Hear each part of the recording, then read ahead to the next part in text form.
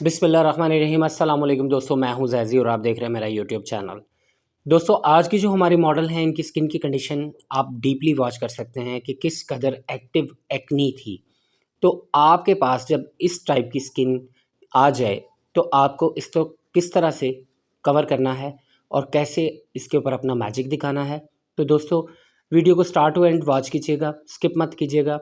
तो चलिए हम स्टार्ट करते हैं। सबसे पहले हम इनका आई मेकअप करने वाले हैं, जिसके लिए आइज़ को हम प्रेप कर रहे हैं NYX ब्रांड के आई बेस के साथ, और इसका शेड नंबर है पोर्सलेन। और इस तरह से हमने एक फ्लैट ब्रश की हेल्प से इसको अप्लाई किया है। और अप्लाई करने के बाद हम इसको अच्छे से सेमी वेट ब्यूटी ब्लेंडर के साथ सेट करेंगे, और सेट करने के बाद हम आइज़ मेकअप स्टार्ट करेंगे। और अगर आपके पास NYX का कंसीलर नहीं है तो आप ब्यूटीफाई बाय आमना का कंसीलर भी अप्लाई कर सकते हैं, और अगर वो भी नहीं है तो आप किसी भी ब्रांड का कंसीलर लेके आई बेस के तौर पे उसको यूज़ कर सकते हैं, नॉट अ बिग इशू। तो सबसे पहले हमने आई बेस को अच्छे से सेट कर लिया है, और अब हमने ओपरा ब्रांड का वाइट जेल लिया है, जिसको हम ब्रो बोन को हाईलाइट करने के लिए यूज़ कर रहे हैं। इसको हमने एक फ्लैट ब्रश की हेल्प से पहले अप्लाई कर लिया है, और फिर एक राउंड ब्रश की हेल्प से इसको डाउनवर्ड में थोड़ा थोड़ा स्प्रेड करेंगे, यानी कि इसकी जो हार्श लाइन है उसको मिनिमाइज़ करेंगे, और जहाँ तक हो सके हमें इसको बहुत ही ब्लरी इफेक्ट देना है। चाहे इस पोर्शन में आपके थोड़ा टाइम ज़्यादा लग जाए, लेकिन आपका ये पोर्शन बहुत ही फ्लॉलेस किस्म का ब्लेंडेड दिखे। और आपको धीरे-धीरे बहुत ही हवा में इसका प्रेशर पॉइंट रख के, आई मीन कि बहुत ही आपने स्लाइटली सा इसको ब्लेंड करना है, तो ये बहुत अच्छे से ब्लेंड हो जाएगा, क्योंकि ये क्रीम बेस्ड है। और अब हमने लिया है हुदा का रोज़ गोल्ड पैलेट, जिसमें से हमने एक मैट शेड लिया है कॉपर कलर में। अगर आपके पास ये पैलेट नहीं है तो आप किसी भी पैलेट में से ये कलर ले सकते हैं। और जैसा कि आप देख रहे हैं, इनके आइज़ के ऊपर जो एक क्रीज़ लाइन होती है वो हम खुद से बना रहे हैं। ऐसा करने से जिन आइज़ के ऊपर ये डेप्थ लाइन नहीं होती या क्रीज़ लाइन नहीं होती, तो उसे हम खुद से क्रिएट करते हैं। और इस तरह से आपने एक राउंड सा बना लेना है, और इसको अच्छे से पहले आपने फिल करना है। जब आपको आपका प्रॉपर कलर का पे ऑफ मिल जाए, तो यूँ समझें कि आपका जो आइडिया लाइन है वो कंप्लीट हो गई है। और दोनों आइज़ पे सेम हम आइडिया लाइन को कंप्लीट करेंगे, और सेम कलर से ही हम इसको ब्लेंड आउट करेंगे। पहले तो हम इसकी जो हार्श लाइन है इसको धीरे धीरे आगे पीछे ब्रश को मूव करके ब्लेंड करने की कोशिश करेंगे, और अगर फिर भी आपको लगे कि ये जल्दी ब्लेंड नहीं हो रहा, तो आप क्लॉकवाइज भी इसको मूव कर सकते हैं। जैसा कि मैं अभी देखें, पहले इसकी हार्श लाइन को अच्छे से ब्लेंड कर रहा हूँ, और फिर मैं क्लॉकवाइज मूव करके इसको सेपरेट करता हुआ लिफ्ट करूँगा, ऊपर की तरफ धीरे धीरे इसको लेता जाऊँगा। और जब मैं इसको ट्रांज़िशन एरिया पे ले जाऊँगा, तो यूँ समझिए कि ये हमारा बहुत अच्छे से ब्लेंड हो जाएगा। बस किसी भी आर्टिस्ट के मेकअप के अंदर जो सबसे इम्पॉर्टेंट चीज़ होती है, वो होता है उसका आइज़ मेकअप किस हद तक ब्लेंडेड है। तो ब्लेंडिंग के लिए आपको प्रेशर पॉइंट बहुत ही स्लाइटली रखना होगा, बिल्कुल भी उसको पावर नहीं देनी आपने, ज़ोर नहीं लगाना। और देखें, धीरे-धीरे मैंने उसको थोड़ा-सा ब्लेंड आउट किया है, और वो बहुत अच्छे से ब्लेंड हो गया है, और हमारी जो एक शार्प लाइन नज़र आ रही थी, वो अच्छे से ब्लेंड हो गई है। और अब फाइनल पे जाके हम इसको फिर से एक बार अगेन जो है वो ब्लेंड आउट कर लेंगे, लेकिन पहले हम दूसरी आई पे भी इसको अच्छे से ब्लेंड कर लें। और मेरा ख़्याल है कि इससे ज़्यादा बेटर और इससे ज़्यादा डिटेल में मैं आपको और कैसे टीच करूं, क्योंकि मैंने बहुत ही इजी वे में आपको टीच कर दिया है। और अब हमने दोबारा से एक डी बनाई है कंसीलर की हेल्प से, एक फ्लैट ब्रश लेके स्टार्ट टू एंड आपने एक प्रॉपर डी बना लेनी है, जैसे डी होती है इस तरह से आपने डी बना लेनी है। और फिर आपने देखना है कि डी आपकी सिमेट्रिकल है या नहीं। अगर कहीं से ऊंची नीची है तो इस पोर्शन पे भी आप ध्यान से काम करें। और ख़ास तौर पे जब आप सेकंड आई पे डी बनाएं, तो फर्स्ट वाली आई पे जिस पे आप बना चुके हो उसको बार बार ध्यान में रखें, और देखते रहें कि कहाँ पे आपकी डी डाउन है या अप है। तो दोनों को बैलेंस करना पहले ही आपने इसको कंप्लीट बैलेंस कर लेना है।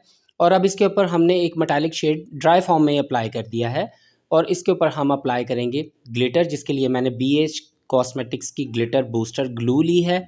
और इसको एक बड़े वाले फ्लैट ब्रश की हेल्प से मैं अप्लाई कर रहा हूँ, और साथ के साथ इसकी लाइन को और भी सिमेट्रिकल और भी आर्टिस्टिक करने की कोशिश कर रहा हूँ। जहाँ जहाँ मुझे थोड़ी बहुत भी कहीं जिगजैग या थोड़ा बहुत कहीं कमी लगी कि लाइन इक्वल नहीं है, तो इस ब्रश की हेल्प से जब हम गम अप्लाई करेंगे तो इस पोर्शन को हम अच्छे से नीट कर सकते हैं। और बहुत ही आर्टिस्टिक इसको बना सकते हैं। इसके ऊपर मैं अप्लाई कर रहा हूँ मेरे ही ब्रांड का सिग्नेचर ग्लिटर, जो कि स्मूथ ग्लिटर के साथ साथ थोड़े से इसमें चंक भी हैं। तो इसको हम अच्छे से टैप टैप करके रखेंगे, और जब ये अच्छे से इसको रख लेंगे तो इसको थोड़ा सा हम होल्ड करेंगे। फिर ये जब ये ड्राई हो जाएगा तो फिर ये फॉल आउट नहीं करेगा। और इस तरह से हमने अच्छे से ग्लिटर अप्लाई कर लिया, और ग्लिटर अप्लाई करने के बाद हमने आईलैशेस को अच्छे से मस्कारा किया है, क्योंकि सम टाइम जो आपका ग्लिटर या चंक होते हैं वो लैशेस के ऊपर भी फॉल आउट हो जाते हैं। तो अगर हम पहले भी लैशेस को अच्छे से मस्कारा कर लें तो आपकी लैशेस का कैनवस जो होता है वो क्लियर हो जाता है। और अब हम इनको अप्लाई कर रहे हैं जेल लाइनर, जो कि मैंने लिया है शुपारल ब्रांड का, और बारीक सा मैंने एक लाइनर ड्रॉ किया है स्टार्ट टू एंड। और एंड पे जाके जहाँ पे हमारा आउट कॉर्नर है वहाँ से मैं इस लाइनर को थोड़ा सा विंग्ड बनाऊंगा, लेकिन विंग्ड मैं इतना मोटा नहीं बनाने वाला, थोड़ा सा इसको लॉन्ग रखूँगा ताकि आइज़ थोड़ी सी लंबी दिखें। लेकिन पहले आपने स्टार्ट टू एंड एक लाइन ड्रा कर लेनी है, फिर एंड पे जाके आप इस तरह से इसको लिफ्ट कर सकते हैं। ये आपके ऊपर डिपेंड करता है, अगर आपकी चॉइस है थोड़ा सा ब्रॉड लाइनर लगाना तो आप ब्रॉड भी लगा सकते हैं, और अगर आप मेरे जैसा लगाना चाहते हैं तो वो मैंने आपको बहुत ईजी वे में टीच कर दिया है। बाकी इस लाइनर को मज़ीद हम नीट कैसे करेंगे, माइसलर वाटर की हेल्प से। माइसलर वाटर आपके काम के अंदर बहुत बेहतरी लाता है। जब से मैं माइसलर वाटर यूज़ कर रहा हूँ, मेरा ख़्याल है यूट्यूब पे सभी लोग इसको यूज़ करना शुरू हो गए हैं, और मुझे बड़ा अच्छा लगता है बड़े बड़े यूट्यूबर्स का काम जब मैं देखता हूँ। NYX की जो ग्लिटर बूस्टर है, BH की जो ग्लिटर बूस्टर है, अब बड़े बड़े यूट्यूबर्स जो पहले क्रायोलन के सीलर यूज़ करते थे, अब वो मेरे देखा देखी ये चीज़ें यूज़ करते हैं। तो अच्छी बात है, हम एक दूसरे से ही सीखते हैं, इसमें कोई बुरी बात नहीं है। सम टाइम मुझे भी किसी यूट्यूबर की कोई चीज़ क्लिक करती है तो मैं भी कोशिश करता हूँ मैं उसको ट्राई करूँ। तो देखिए, स्किन को हमने पहले एवलाइन ब्रांड के जो 3 in 1 प्राइमर था उससे अच्छे से प्रेप कर लिया है। उसके बाद हमने एवलाइन ब्रांड का ही इनको इल्यूमिनेटर अप्लाई किया, जिससे इनकी स्किन थोड़ी ग्लॉसी हो गई है। इसके ऊपर मैं इनको अप्लाई कर रहा हूँ बटर स्कॉच शेड, जो 38 का लेवल है, और मैजिक फाउंडेशन जो कि मेरे ब्रांड का है। इसको अच्छे से अप्लाई करने के बाद सेमी वेट ब्यूटी ब्लेंडर से मैं इसको सेट करूँगा, और सेट करने के बाद आपको रिज़ल्ट दिखाते हैं कि बहुत अच्छी इसने फ्लॉलेस कवरेज दी थी। और अगर आप इस फाउंडेशन को बाय कर चुके हैं तो आप ये टोन भी देख सकते हैं। इस टोन के साथ हमें 38 के लेवल के साथ ही जाना है। और वैसे भी कोई दुनिया का टॉप का फाउंडेशन भी हो ना, वो थोड़ा बहुत ऑक्सीडाइज करता है।